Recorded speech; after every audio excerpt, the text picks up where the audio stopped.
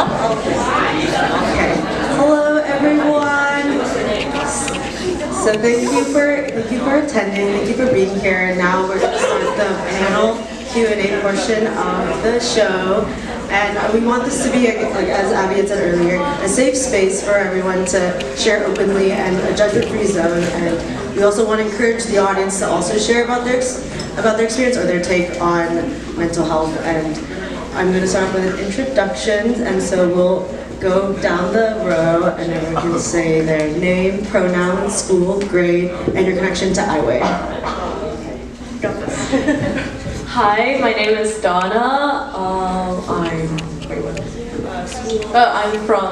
I go to Ames and I'm 16, she, her, and I'm connected to IWAY because I go to one of their wellness programs. Which one? Boba Tea Time on Thursdays, bi-weekly. Join us, please. Hi everyone, I'm Chanel.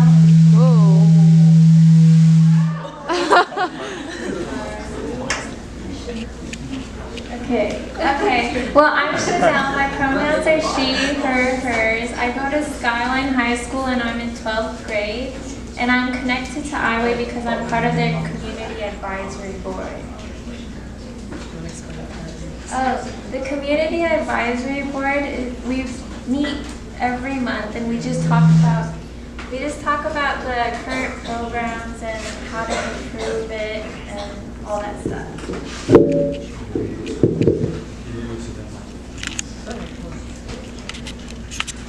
My name is Christine Nguyen. I'm okay with any pronouns. I'm an 11th grader at Oakland High School, and I go to IWAY's program AMC, which I think Asian Media Club. Yeah. My name is Jalen Say Chow. My pronouns are she, they. I'm a sophomore, also at Ames. I'm one of the IWAY interns, and I basically help Caroline and Sandy moderate programs. I lead Boba Tea Time. We also work on a lot of projects. We recently did a social media campaign that's up on our Instagram. And can we also give it up for all of them for being brave enough to come up and speak about mental health on a panel. And so we also want to hear from the audience, like I said earlier. So if you want to respond to anything or agree or do a shout out, feel free to raise your hand and we can also pass the mic to you. And at the end of the panel, we'll also open it up to the audience. And so the first question is, on a scale of 1 to 10, how comfortable are you with talking about mental health with your family and friends?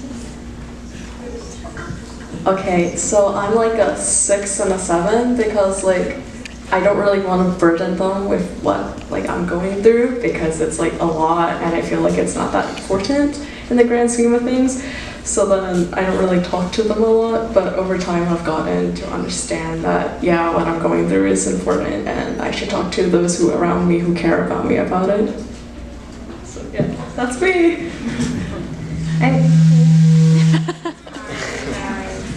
Okay, with my parents, I would say my comfort level is at most a 2 or a 3 because in my past experiences in actually trying to talk to them about mental health, their response was just to push my problems to the doctors to handle.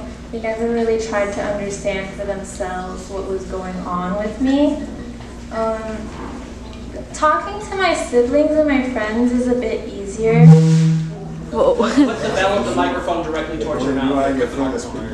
Okay. Speak into the top. Okay, got it, sorry. I feel like talking to my friends is a 6 or a 7 on the 10-point scale. I've grown closer with them over the past few years and we share very similar experiences, so I feel like we understand each other better and what we're going through.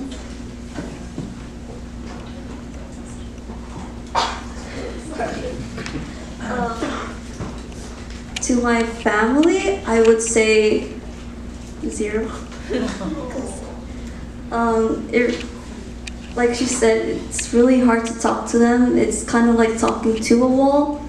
So I kind of gave up on talking to them.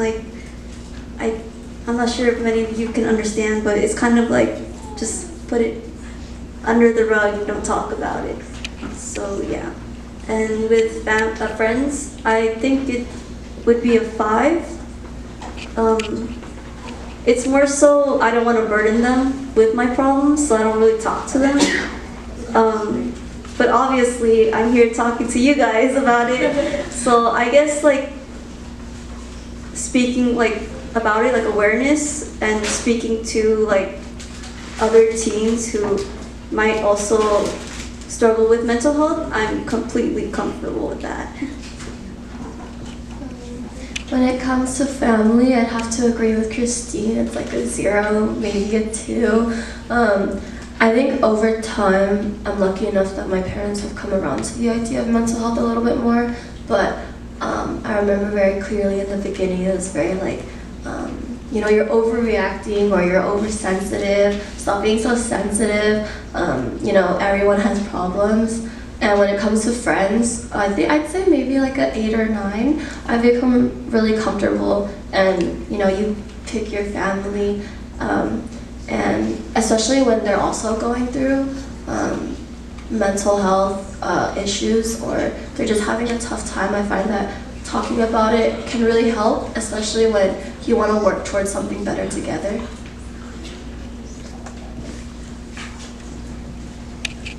Thank you all for sharing. The next question is, how would you describe your experience with mental health?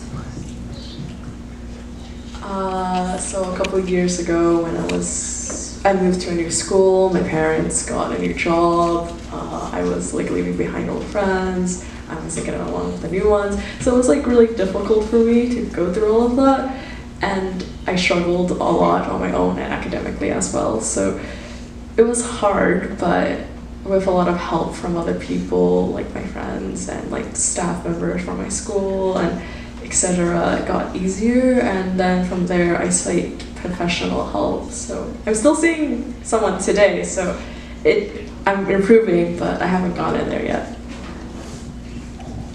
So I was fortunate enough to grow up in a relatively stable household with 2 supportive parents, so I never felt like I had a valid reason for being sad or even depressed.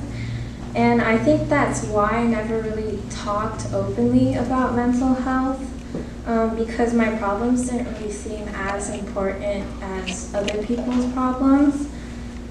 So I would bottle up all my emotions and stress and push my problems to the side. So overall, mental health wasn't really a priority for me. I put academics and my extracurriculars ahead of all that, and I think that just made me even more depressed, really. I'd say my mental health journey started in middle school. And sorry. It's okay.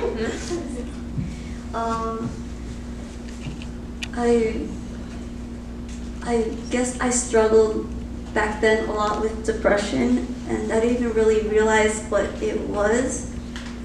And I mean, I had adults there who like tried to help me, but it really was just a bad experience, a bad time, which made me want to not talk to anyone for a while until high school, because I was scared of going through the same process again. And well, like now, I don't know. I don't think it's going that great either, but I'm here and I'm trying to do these programs to help with my mental health. So. For me, I'd say my experience with mental health started pretty young. My household was never really stable growing up. It still isn't to this day. And my parents are the kind of people to kind of perpetuate their arguments onto you and their anger and expect you not to feel anything from it, and they expect you to be okay because of it. And then throw in joining a new school and having new friends, and the workload of my charter school was really tough on me. And I think starting in middle school, the end of middle school, I began to seek professional help, and I finally got diagnosed. And then I think that was really helpful. Yeah.